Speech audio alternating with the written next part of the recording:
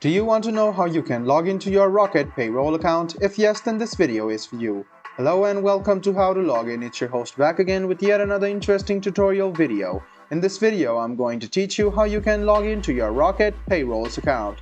Go ahead and open any browser on your PC, go to the search bar to search for Rocket Payroll Login, and you can see this link called Rocket Payrolls. Go ahead and click on this link, which is your first link.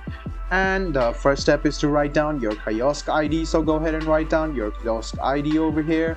After that you already have down, so go ahead and go to the second box and write down your password, and make sure to check it by clicking on this eye icon, which is over here, and you can click login, and finally you will be logged into your Rocket Payrolls account. If in case you have forgotten your password and want to reset your password, click on this link, write down your kiosk ID, your email address, and click send instructions.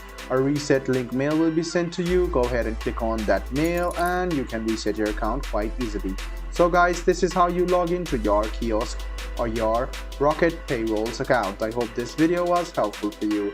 If you still have any kind of confusion, please do mention us on the comment section down below.